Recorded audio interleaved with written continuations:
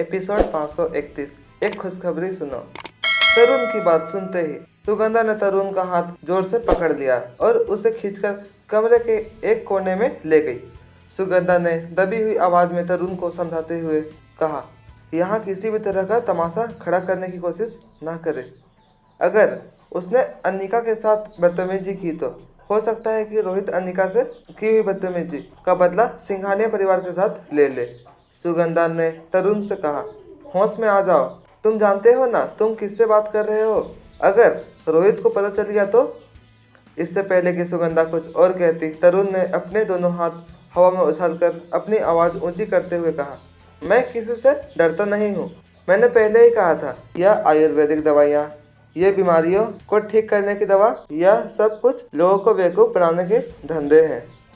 तरुण को शांत करते हुए सुगंधा ने कहा, बेटा यह तुम क्या बात कर रहे हो। अनिका डॉक्टर वांगापट्टू के साथ ट्रेन हुई है, उनके ऊपर शक नहीं किया जा सकता। फिर से सुगंधा की बात काटते हुए तरुण ने अनिका और हर्षिता की ओर इशारा करते हुए कहा, शक नहीं, मुझे पूरा यकीन है। मुझे यकीन है कि यह दोनों लड़कियां मिली हुई है। इसके बाद तरुण हर्षिता के पास जाकर कहने लगा, और तुम अपनी माँ के घर जाना चाहती हो ना, अभी के अभी निकल जाओ। मैं तुम्हें डिवोर्स देना चाहता हूँ और जो औरत मेरे खानदान का बच्चा नहीं दे सकती उसे मेरे घर में भी रहने की कोई हक नहीं है। हर्षिता ने सिसकियाँ भरते हुए जवाब दिया, मगर इसमें मेरी क्या गलती है। तुम जेनी के साथ रहते हो, उसी के साथ खुश रहो, उसी के साथ खुश हो, इसलिए मेरे साथ संबंध नहीं बना सकते और इसलिए मैं माँ नहीं बन सकी आज तक। बजाय इसके कि तुम्हें शर्मिंदा होना चाहिए, तुम मुझ पे इल्ज़ाम लगा रहे हो। तरुण ने गुस्से से लाल आंखें करते हुए कहा, हर्षिता से कहा, मैं अच्छी तरह जानता हूँ कि यह सब तुम दोनों की चाल है। पीछे से सुगंधा ने आकर तरुण का हाथ जोर से पकड़ लिया। सुगंधा ने तरुण से कहा, तुम जबान संभाल कर बात करो। तुम अपनी बीवी को चाहे जो कुछ भी कह लो, यह तुम दोनों का आपसी मामला है, मगर इसमें अनिका जी का बीच में घसीटना का क्या मतलब है। वह क्यों भला तुमसे झूठ बोलेगी। तरुण ने सुगंधा का हाथ झटकते हुए कहा, क्योंकि मेरे पास इस बात का सबूत है कि वह झूठ बोल रही है। सब लोग तरुण की इस बात पर हैरानी से एक दूसरे को देखने लगे। अपनी व्हीलचेयर पर बैठी दादी माँ भी ध्यान से तरुण की बात सुनने लगी थी। आखिर तरुण के पास ऐसा कौन सा सबूत था जिससे यह साबित हो सकता है कि अनिका ने जानबूझकर तरुण को बदनाम करने की कोशिश की थी। तरुण ने अपना कोट सीधा करते हुए अनिका की ओर देखा और बड़ी प्राउडली यह बात सबको बताई कि जेनी प्रेग्नेंट थी और उसके बच्चे की मां बनने वाली थी। तरुण की बात सुनते ही अनिका हैरानी से तरुण की ओर देखने लगी। दादी माँ भी तरुण की बात सुनकर काफ़ी हैरान हो गई थी। जोर जोर से सिसकियाँ देकर रो रही हर्षिता अचानक चुप हो गई। तरुण की बात सुनकर हर्षिता का मुंह खुला का खुला रह गया था। तरुण बड़े आराम से सोफा पर अपने पाँव पर पाँव रखकर बैठ गया और हर्षिता की ओर देखकर कहा, मैंने कहा था तुमसे, मुझ में कोई खामी नहीं है।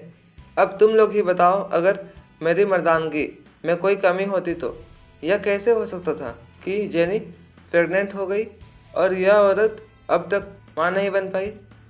जो बात कहने में किसी पति को शर्मिंदगी महसूस हो, वह बात तरुण ने इस तरह जाहिर की थी कि जैसे उसने बहुत बड़ा कारनामा कर दिया था।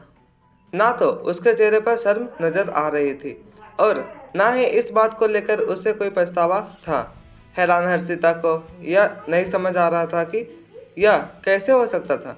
जहाँ एक तरफ उसे इस बात का दुख भी था कि उसका पति उसकी पीठ पीछे किसी और औरत के साथ संबंध बनाकर रहता था, वही उसे कहीं ना कहीं इस बात को लेकर भी हैरान हो रही थी कि यह कैसे हो सकता था कि इतने सालों के संबंध के बावजूद वह मां नहीं बन पाई थी और कुछ ही महीनों के संबंध में जेनी तरुण के बच्चे की मां बनने वाली थी।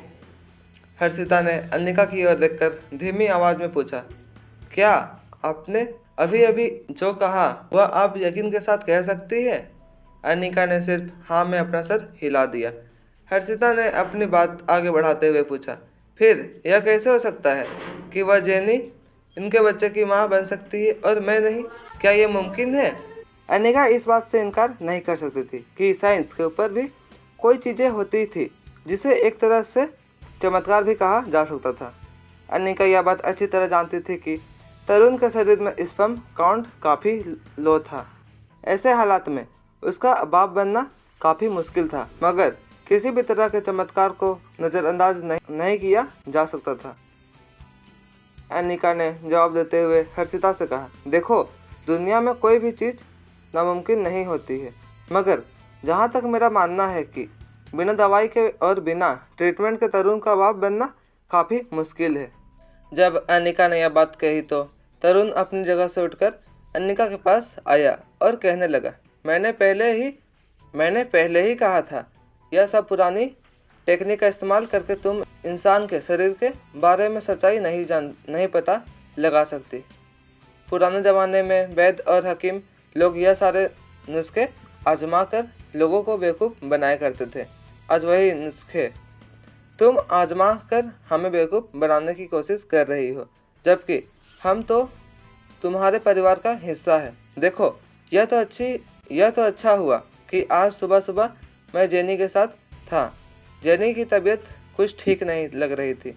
जब हम डॉक्टर के पास गए तब हमें इस बात का पता चला कि जेनी प्रेग्नेंट है। उसके बाद माँ के मुझे कॉल करके यहाँ बुलावा आया। यहाँ तुम दोनों ने मिलकर यह तमाशा खड़ा किया मुझे नीचा दिखाने के लिए। वह लगभग कामयाब हो गया था, मगर अब तो मेरे पास इस बात का पक्का सबूत है कि जेनी प्रेग्नेंट है। अनिका तरुण की बात सुनकर काफ़ी हैरान थी। तरुण ने जब अनिका की हैरानी देखी तो हर्षिता की ओर देखकर कहने लगा, अच्छा, मैं तुम लोगों से और एक बात कह देना चाहता हूँ कि ताकि तुम्हारे मन में कोई भी शक हो तो वह हमेशा के लिए दूर हो जाए। ऐसा नहीं है कि जेनी पहली बार प्रेग्नेंट हुई है। कुछ महीनों पहले भी जेनी प्रेग्नेंट हुई थी, मगर तब मैं बच्चे के लिए तैयार नहीं था, इसलिए हमने जेनी का अबॉर्शन करा दिया। अब तुम लोग ही बताओ, अगर मेरे शरीर में किसी भी तरह की खामी होती तो यह जेनी बार बार प्रेग्नेंट हो सकती थी। और ये लड़की जो पिछले 3 साल से मेरे साथ एक ही कमरे में रात गुजारती है, वह आज तक हमारे ख़ानदान को एक औलाद भी नहीं दे पाई। ऐसी लड़की को हमारे ख़ानदान में रहने का कोई हक नहीं है। तुम अपनी माँ के घर जाना चाहती हो तो आज मैं तुम्हें ज़रूर तुम्हारी माँ के घर भेज कर रहूँगा, मगर अब मैं इस बार इस बच्चे को ज़रूर जन्म दूंगा। यह अनाउंसमेंट करते हुए तरुण ने अपनी माँ सुगंधा की ओर देखा और कहा, फाइनली तुम दादी बनने जा रही हो माँ। तुम्हारी गोद में बहुत जल्द खानदान का वारिस होगा।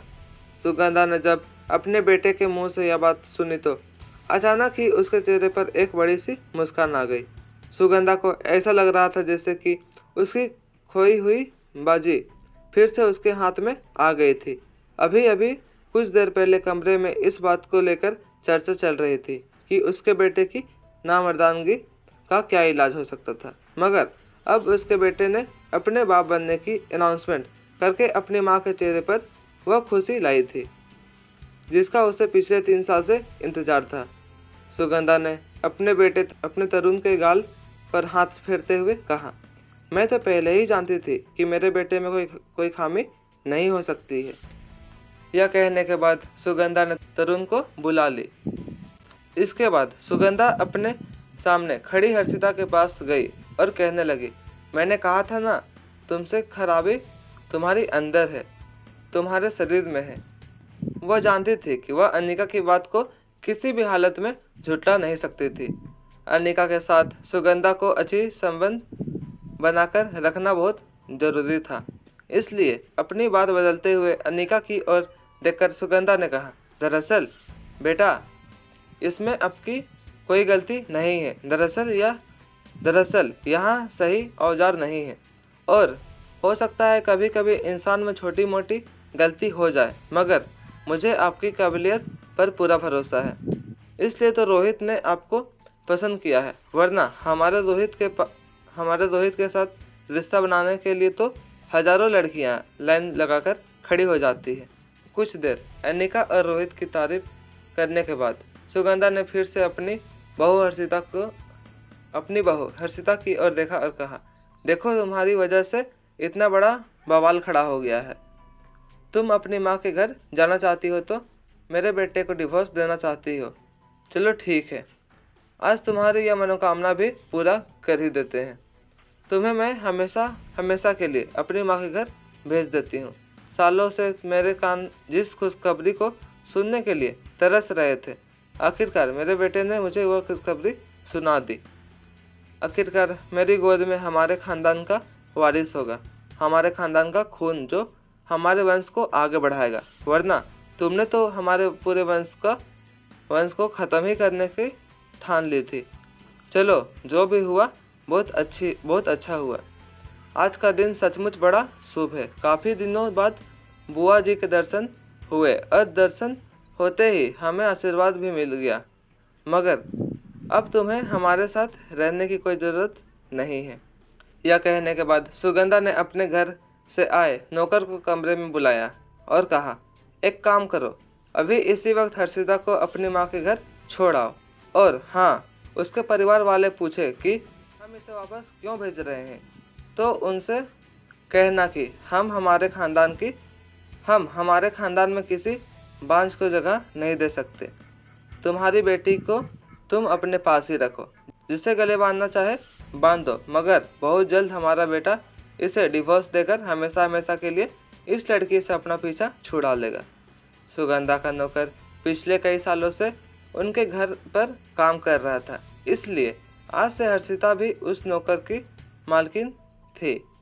अपनी छोटी मालकिन के बारे में ऐसी बातें सुनकर नौकर के चेहरे पर काफ़ी शर्मिंदगी दिखाई पड़ रही थी, मगर वह जानता था कि उसकी ऐसी हैसियत नहीं थी कि वह बड़े लोगों के सामने कुछ बोल सके। इसलिए नौकर चुपचाप हर्षिता के पास जाकर खड़ा हो गया। हर्षिता सिसक कर रोने लगी। अनिका ने जब हर्षिता के कंधे पर हाथ रखा तो अनिका की ओर देखकर आंसू बहाते हुए हर्षिता ने कहा, मुझे माफ़ कर देना, मेरी वजह से कहीं न कहीं आपके आत्मसम्मान को भी ठेस पहुंचा होगा। यह कहने के बाद हर्षिता नौकर के साथ कमरे से बाहर चली गई। हर्षिता के जाने के बाद अनिका चुपचाप एक कोने में खड़ी होकर अपने फ़ोन में किसी को मैसेज टाइप करने लगी। जब सुगंधा की नज़र कोने में खड़ी अनिका पर पड़ी तो उसके पास जाकर सुगंधा ने कहा, देखो बेटा, आप बिल्कुल फिक्र मत करना। ऐसी छोटी मोटी गलतियां तो होती रहती है, मगर बिल्कुल डरना मत। मैं यह बात बाहर किसी से नहीं कहूँगी कि तुमने जांच करने में इतनी बड़ी गलती कर दी थी। शुक्र है यह बात बाहर नहीं फैली, वरना मारवा खानदान की होने वाली बहू की काफ़ी बेइज्जती होती, और अगर तुम्हारी बेइज्जती होती तो कहीं ना कहीं रोहित को काफ़ी बुरा लगता। मगर तुम मुझे भी मारवा खानदान का हिस्सा ही समझो। बुआ तो हमारे लिए बिल्कुल पूजनीय है। हम मारवा खानदान के साथ उनके हर सुख हर दुख में खड़े होते हैं, और बहुत जल्द रोहित के साथ तुम्हारी शादी होने वाली है। तुम्हारे इस गलती पर पर्दा डालना तो मेरा धर्म है। चलो, अब आज इतनी बड़ी खुशखबरी मिली है तो सबका मुंह मीठा करना चाहिए। यह कहते हुए सुगंधा ने दादी माँ की ओर देखकर कहा, बुआ जी, अगर इजाज़त हो तो मैं नौकर से कहकर मिठाइयाँ मंगवा लूँ। अनिका का ध्यान पूरी तरह से अपने मोबाइल फ़ोन पर था।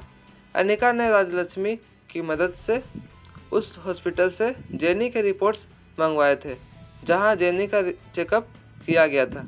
जेनी के रिपोर्ट्स पढ़ते ही अनिका के चेहरे पर मुस्कान आ गई। तो क्या हुआ आगे, यह नेक्स्ट एपिसोड सुनने के लिए चैनल को सब्सक्राइब करें। Thanks for watching.